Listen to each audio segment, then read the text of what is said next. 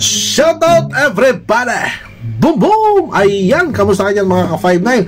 Welcome back ulit sa akin channel mga sir, saan mang dako ng mundo kayo naroon. Saludo po sa inyo.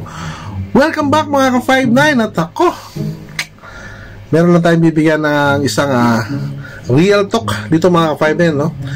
At konting challenge, yun, hahamunin ko to. At talagang sabi nga ayaw yung tumigil. So sino ba ang nagumpisa? Diba? Kayo naman ang nagumpisa. Kayo ang punot dulo nito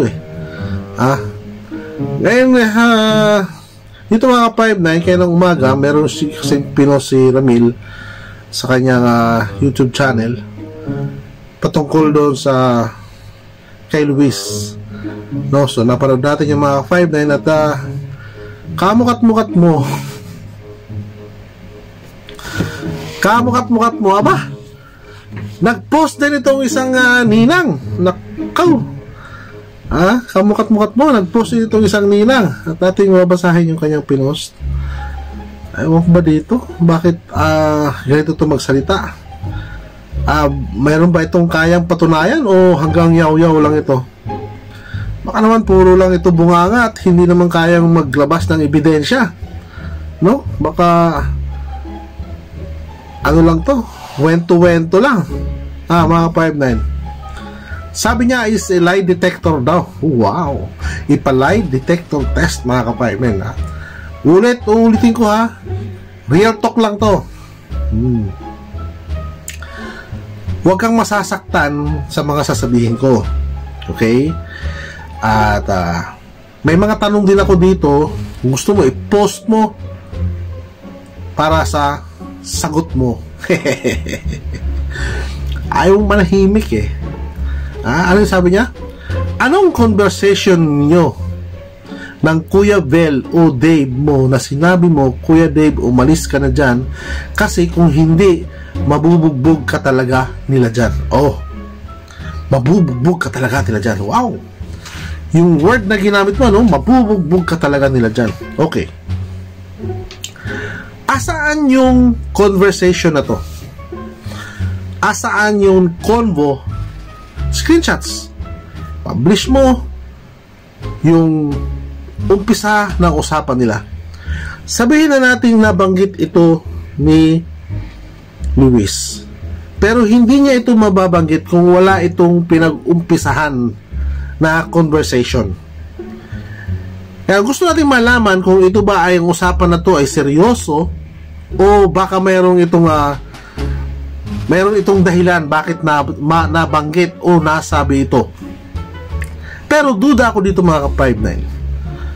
Hanggat hindi kayo naglalabas ng screenshots ng conversation ay hindi mo kami mapapabilib, hindi mo mapapaniwala. Lalo ka lang namin masasabihan na kwento ka lang. Ikaw ang kwentong kotsero. Ikaw yung lahat ng mga ginagawa mo ang kwentong kotsero. Kasi wala ka naman mga proofs Okay? Maglabas ka ng mga ebidensya, mga screenshots ng conversation, paano nag-umpisa ang conversation, bakit nasabi ito. Yun, malaking ebidensya yun. At baka sakali maraming maniwala dyan sa batang kargador kung ilabas mo ang conversation na to. Pero kaya nga na sinabi ni Luis, hindi mababago ang plano ni God. Siya lang ang nakakaalam nito. Siya lang ang nagpaplano nito. Kung nakakaintindi ka, maiintindihan mo ang sinabi ng Luis. Pero kung hindi ka nakakaintindi, ay hindi mo talaga maiintindihan.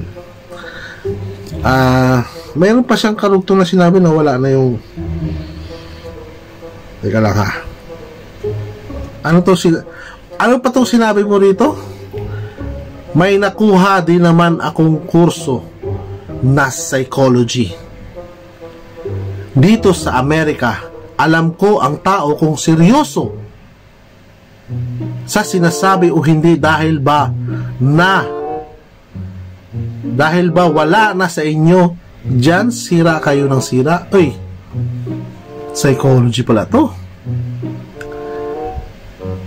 Disclaimer ha, dun sa yung professor sa nagturo sa'yo, kung sino man yung nagturo sa'yo, disclaimer ha, kung totoong nag-psychology ka, di sana maaga pa lang na laman mo na yung mga pangyayari, na psycho mo na sana yung mga pangyayari, na ano mo na sana, ganito ang nangyari, sinungaling itong bata to, gumagawa na ng drama ng bata to.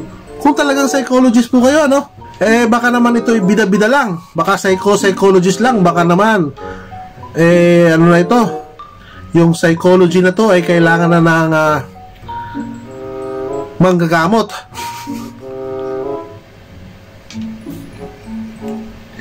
Mga kailangan na ng manggagamot ng utak to. Kaya bang ano? Psychology? Hindi mo nga nababasa yung utak nung batang kinuha mo eh. Hindi mo nga nababasa ang facial expression nung mga kasabwat mo dyan. Tapos sasabihin mo, alam mo kung ano nagsasabi o totoo, hindi. Alam mo, ganito kasi yan. Sila Ramil, hindi yan maglalabas ng kahit anong video na ikapapahamak nila kung ikaw ay talagang nag-psychology o baka naman B.O.B.O. ka, B.O.B.O. as in B.O.B.O. ka. Hindi mo ba naisip yun? Maglalabas ba sila Ramil ng isang video na ikapapahamak nila? O wala ka lang talagang masabi para lang bida-bida ka? Sa Jollibee ka ba nagtrabaho? Bida ang saya. Tatawa naman ako sa'yo. Ano pa to? Dahil yun nga sa school, anong sinabi ninyo? Mayabang at hambog. Tapos nung kinuha namin ng card na school, naka-video yun. Video, eksi ng video. Labas mo! Labas mo yung video. Labas mo yung mga sinasabi na mga papuri. Labas mo! Hindi yung puro ka lang salita. Puro ka lang yaw-yaw dito. Ha? Ano to? Tapos sinabi pa ng teacher na ano? Okay, tatransfer niyo. Okay. Sawa ng Diyos, mahal si Kuya Bel. Okay. Okay. Sabihin natin totoo. Pero yung sinabi mo itong kwentong kutsero, desperado na talaga ang mga taong nasa kabila. Babarahin kita ulit yan, ano? Nag-psychology ka pa naman, Sus Mario Joseph. Kung nag-psychology ka, di sana nabasa mo na yun. Napaka walang saysay na mga sinasabi mo. Ha? Tanong lang ulit, ilabas mo yung convo. Hamon ko sa iyo yan. O hamon namin sa iyo yan. Labas mo yung convo. Gusto ko pang stop na yung mga post po, live. Di tumigil ka sa pagpo-post mo, di stop yung live. Ikaw tong post ng post eh.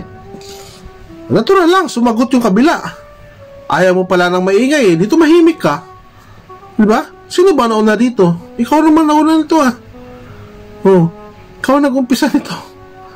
Plastic na yan, para kang ibon na hindi matae. Ha? Ano pa nila? Dahil sinasabi. Ayun, deal or no deal. Ano pa ba to sinasabi mo nito? Yung tulpo. Ayun. Umuwi ka ng Pilipinas, samahan mo yung kinuha mong bata at magpatulfo kayo. Baka naman iuutos mo lang sa iba yan. Uy, may aabangan pala tayong mga ka-5-9 ha. Yung dating pinapakasuyuan niyang tao ay magiging guest pa yata doon sa live ni Ramil. Exciting to. Mababalatan ng buhay itong ninang na to. Ha? Wala silang intensyon sa katahimikan dahil yan ang gusto nila. Views. Matagal lang may views ang mga manalastas. Mariosep ka naman, no? Matagal lang may views ang channel ni Ramil. Hindi ko alam kung narinig mo yung mga sinasabi mo, nag-psychology ka pa naman. Yan ba ang natutunan mo sa eskwela? Ha? Ang mag-post sa media? Kung talaga nag-psychology ka, mananahimik ka. Ha? Mag-prepare ka ng ibabato mo sa kanila. Kapag kasigi sila ng sige. Yun ang nag-psychologist. Dapat nababasa mo yung sitwasyon.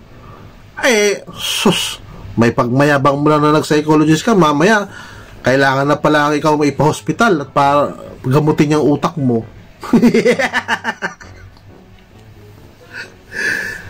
Di ba? Baka naman kaya mo sinasabi yan, kailangan mo na ng special attention.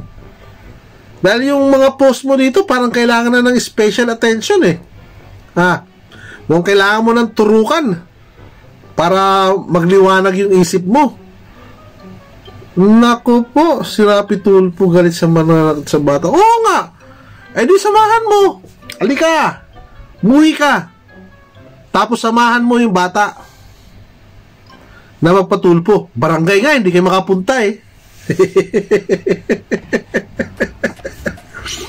Tulfo pa kaya? Susan Maria. Sa barangay nga, nagagawa niyo pa magsinungaling para sabihin ninyong yung mga tao na naniniwala sa inyo, maniwala naman, mga tanga. Hanggat hindi ka tumitigil, hindi titigil sila Ramil sa pagla-live. Si June, lalo na si Poren, nako, wala kang asahan na titigil ang mga yan. Tumahimik ka, titigil yan, maniwala ka sa akin. Kaya sa susunod, bago ka mag-post, siguraduhin mo mayroon kang ebidensya. Siguraduhin mo kaya mong patunayan yan. Bakit kaya ka nag-post ng ganyan? Bakit guilty ka ba? Guilty ka ba na si Luis ngayon ay nagsalita na laban sa ipinaglalaban mong batang kargador? Guilty ka ba kasi hindi natuloy yung pagkukulab ng dalawa para magsalita ng hindi maganda kay Ramil? Pagkatapos ito, imi-message nyo si Luis at ganyan. Pero nakikita ko sa bata, may panindigan yon. Walang takot na sinabi niya ang tungkol sa pera na gusto nyo palang kunin ang plano na pala sos. Ini-stylean mo lang nung una, yung talagang hangad mo. Bakit wala ka na bang pera dyan? Naubos na sa pag-aaral mo ng psychology. Nakakatawa naman itong nag-psychology na ito. Nag-psychology na ito, hindi kaya may sakit na utak nito. Baka naman may sakit na ang utak mo at kailangan mo na ng magbabantay sa'yo. Kawawa naman ito. Naturing ang nag-aral ng psychology. Ay, ako. Tumigil ka. Para tumigil sila. Maraming salamat po mga ma'am, mga sir. Sa mangdako ng mundo kayo naroon. Saludo po ko sa inyo. Hanggang dito lang muna ang ating reaction video mga ka-59. At hamon ko sa iyo, ikaw na ninang, ilabas mo ang screenshots ng convo. Maraming salamat po. Ingat tayo lang mga ka-5 at huwag kakalimutan na magpasalamat sa araw-araw na buhay na binibigay ng dakilang lumikha. Maraming salamat po. Boom boom!